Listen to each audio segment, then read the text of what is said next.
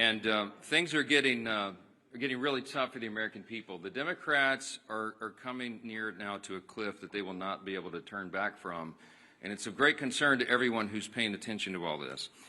You will note that more air traffic controllers and TSA agents and park rangers are about to go without a paycheck. You've got families and children that rely upon SNAP benefits that are going to go hungry here at the end of the week. You've got more critical workers, by the way, including the people who are the stewards of our nuclear defense arsenal, who are forced to stay at home as the government remains closed. The Democrats own every one of these consequences. So we want to point out a couple of important facts this morning for you. It's no coincidence that polling this week confirms that over 70% of the American people believe the Democratic Party is out of touch. And amazingly to us, still every day, they turn their backs on more and more hardworking American families to prolong their pain. And that is exactly what's being felt here.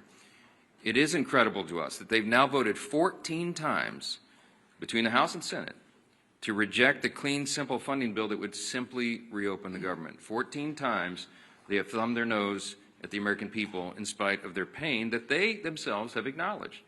And as we've explained here, the motivation behind that is very clear.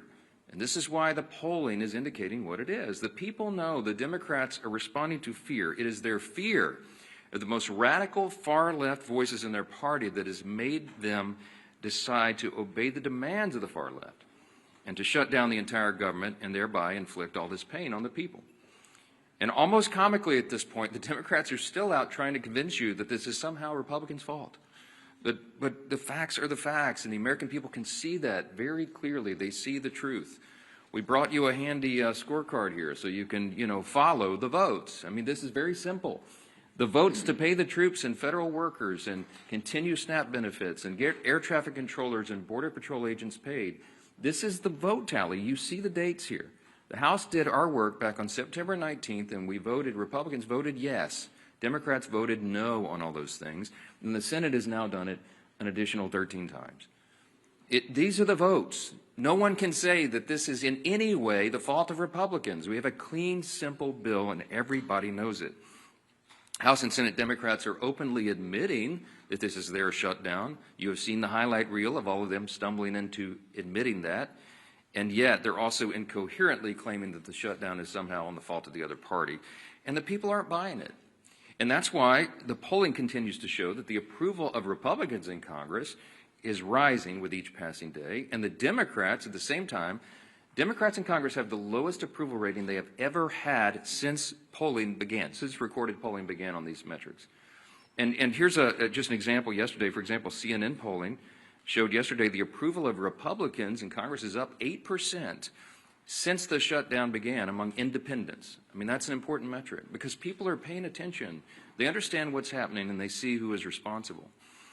It's a really important thing to watch. Ronald Reagan used to remind us that you can always trust the American people, and we do.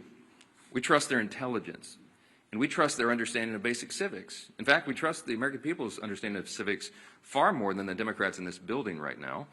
And a quick reminder of that is the people know that in the House of Representatives, you need a majority vote. You need 218 votes to pass legislation, to pass a clean, continuing resolution to fund the government. That's exactly what we did on September 19th. They also know that in the Senate, you have to have 60 votes to pass substantive legislation.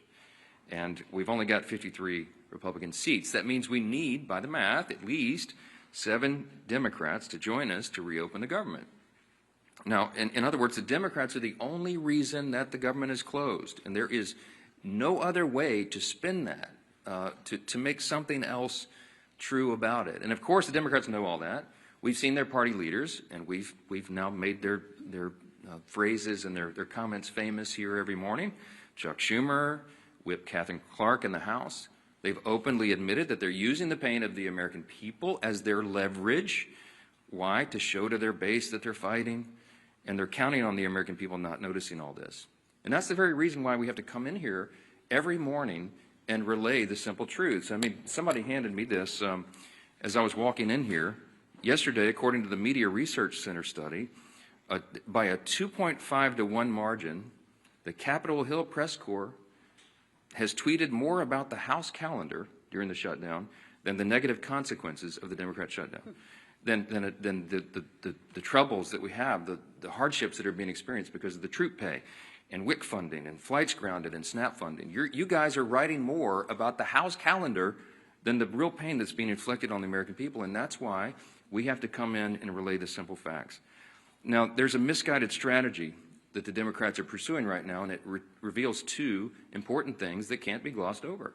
Number one, it shows they have no cards to play except to try to blame the other team, which is ridiculous, and it shows how little they think of the American people. They had a rally a couple weeks ago. They tried to portray President Trump as a king, and we pointed out, again, the obvious truth. If the president was a king, then the government would be open. He's been trying to do that, and low-income families would be getting the food assistance that they need by Saturday. Republicans cannot wave a wand and reopen the government on our own.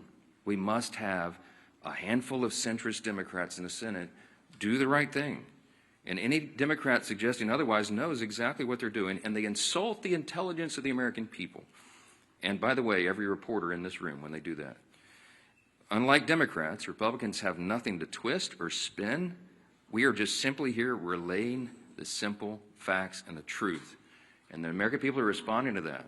And that's why the polling indicates that they trust us more than the other side, because we are the ones here telling you the truth. We have nothing to hide. They are trying to obscure the facts. And by the way, the biggest unions are beginning to say the same thing. On Monday, the largest union of federal workers, the American Federation of Government Employees, came out, as you saw, and publicly urged Democrats to join Republicans and pass the House's short-term funding bill. The union president said, quote, "A strong America requires a functioning government, one that pays its bills, honors its commitments, and treats its workforce with respect by paying them on time."